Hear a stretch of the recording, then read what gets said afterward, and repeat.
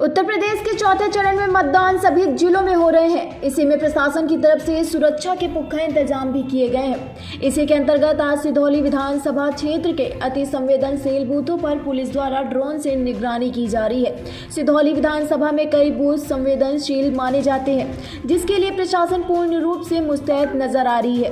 वहीं हमारे संवाददाता ने वह डाल चुके लोगों से बात भी की। उन्होंने बताया इन मुद्दों पर डाले वोट। देखिए हमारी संवाददाता अनुराग मिश्रा की खास रिपोर्ट। जिले के सभी 9 विधानसभा सीटों पर चौथे चरण में आज मतदान हो रहा है। हम इस समय मौजूद हैं सीतापुर सदर विधानसभा की सिविल लाइन के मतदान केंद्र, आदर्श मतदान केंद्र मिशन स्कूल में। आइए हम आपको दिखाते हैं मतदान केंद्र, आदर्श मतदान केंद्र में क्या क्या व्यवस्थाएं की गई हैं। यहाँ पे इसको गुब्बारों से सजाया गया है और यहाँ पे मतदाताओं के लिए कोविड हेल्प डेस्क बनाई गई है, जिसमें मतदाताओं को सैनिटाइज़ किया जा रहा है और वहाँ पर उनको ग्लव्स दिए जा रहे हैं मतदान करने के लिए, जिससे उनको कोई कोविड का इन्फेक्शन की संभावनाएं ना बनी रहें।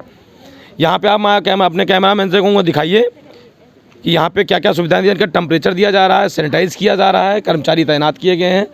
यहाँ पे महिलाएँ मतदान करने से पहले अपने को सैनिटाइज़ कर रही हैं। आइए हम आपको दिखाते हैं इस मतदान केंद्र पे लोग मतदान करने आए हैं। सामने सब में लंबी लंबी लाइनें लगी हुई हैं मिशन मतदान केंद्र पर।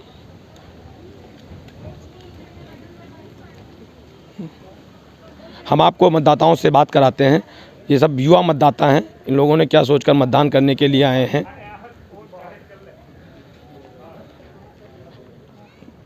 आप मतदान करने आई हैं? जी। आप मतदान करने आई हैं, क्या आप सोच करके आई कि किस विकास के नाम पर वोट देंगे या किसके नाम पर वोट देंगे? बेरोजगारी और देश के विकास के लिए। आपका पहला मतदान किया? पहली बार वोट डालने? नहीं, दूसरी बार है। क्या आप वोट डालने आई हैं? क्या आप सोच रही हैं, क्या किस लिए कैसा मतदान करेंगे?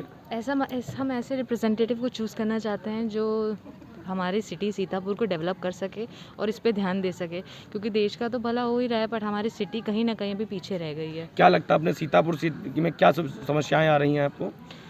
इंफ्रास्ट्रक्चर की कमी है, डेवलपमेंट नहीं हो रहा है, यहाँ पर बड़ी बड़ी कंपनीज़ नहीं है और बहुत सारी चीज़ें हैं यहाँ पर जो उसको भी पीछा बनाता है। सीतापुर की रियल पहचान सिर्फ लखनऊ के पास होने से है, तो हम चाहते हैं सीतापुर का भी अपना कोई नाम हो, यहाँ पर कोई ऐसी कोई चीज़ बने जिससे इसको लोग जाने अपने नाम से, सिर्फ लखनऊ के पास होने से ना जाने।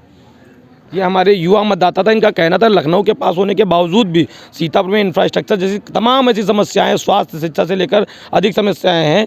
ये लोग ऐसे जनप्रतिनिधि को चुनना चाहते हैं जो उनको स्वास्थ्य शिक्षा इंफ्रास्ट्रक्चर जैसी तमाम समस्याओं से निदान दिलाए।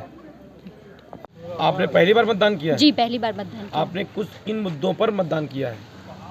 जी, मैंने इन्हीं मुद्दों पर मतदान किया है कि क्या कहते हैं, पहले तो मैं बहुत ही एक्साइटेड थी मतदान करने के लिए, क्योंकि मेरा पहला मतदान था।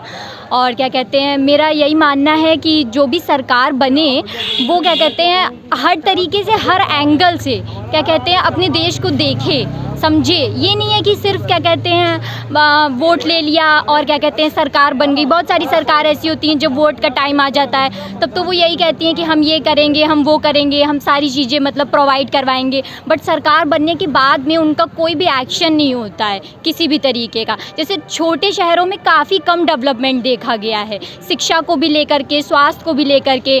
जैसे कि यहाँ पे ले लीजिए, अगर कोई बड़ा एक्सीडेंट हो जाए तो क्या कहते हैं लखनऊ ले जाते तक, जैसे मेरे पिताजी का बड़ा एक्सीडेंट हुआ तो उनको ट्रामा सेंटर रेफ़र करते करते ही वो एक्सपायर हो गए। तो मेरा ये भी मानना है कि छोटे शहरों में भी सारी फैसिलिटीज़ अवेलेबल करवाना बहुत ज़रूरी है, स्वास्थ्य से संबंधित और शिक्षा से भी संबंधित। ऐसे जैसे बहुत सारे परिवार ऐसे हैं जो अपनी बेटियों को बाहर नहीं भेज सकते, उनके घर की परिस्थितियाँ उतनी अच्छी नहीं हैं कि वो अपनी बेटियों को बाहर भेज सकें। तो यहाँ पे भी ऐसी शिक्षा होनी चाहिए कि हमें दूर जाना ना पड़े पढ़ाई के लिए। क्या नाम है आपका? अपेक्षा पांडे।